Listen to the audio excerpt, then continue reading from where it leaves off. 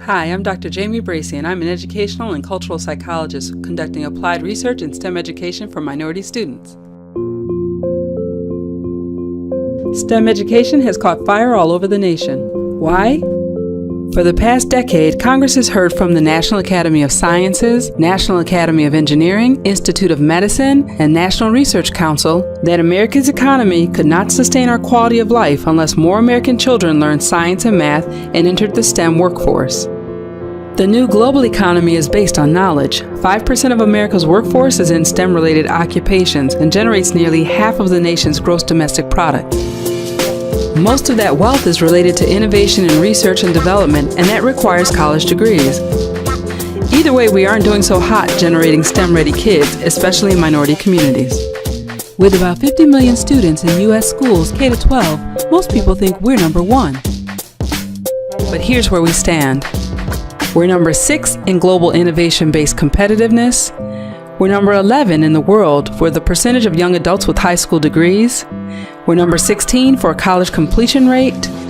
And we're number 48 in the quality of our K-12 math and science education. About 17% of American high school seniors currently show high interest and high aptitude in science, technology, engineering, and math. Unfortunately, of those who do go on to college, 36% drop out in their first year. Of those left behind, 50% never earn their Bachelor of Science degree in STEM. A perfect storm is brewing, and 50 million baby boomers are eligible to retire in the next year.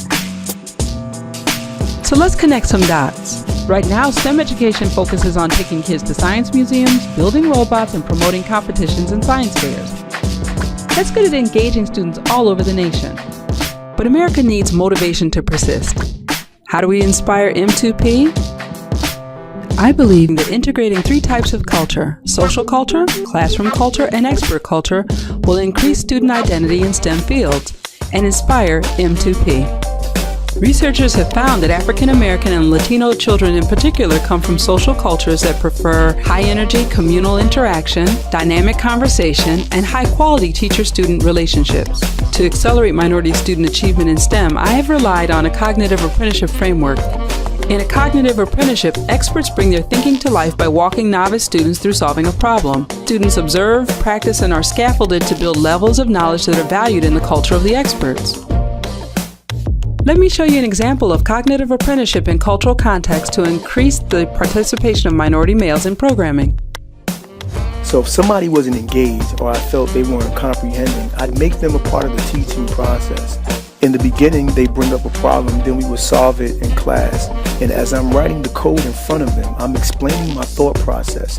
And by explaining my thought process, they were able to understand, okay, this is how he thinks, so maybe this is how I should think through my issues.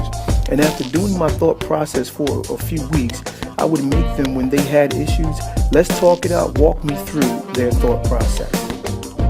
Kids would not normally hang out together, different personalities, different ages, but talk every day now because they formed a community. Yes, and it's a very collaborative social network.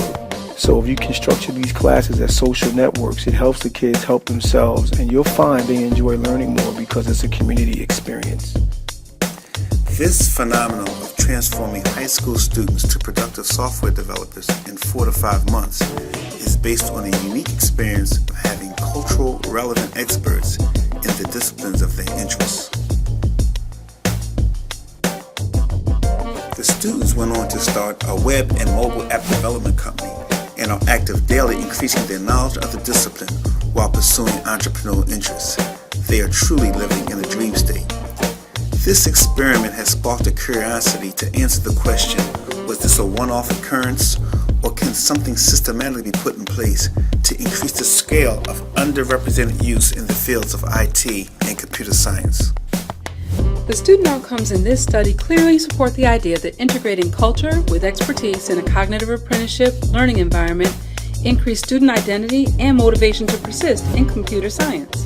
The results are very encouraging and mirror similar results we've experienced with minority students in engineering, the medical professions, and cybersecurity. Clearly, the story of culture and cognition is only just beginning.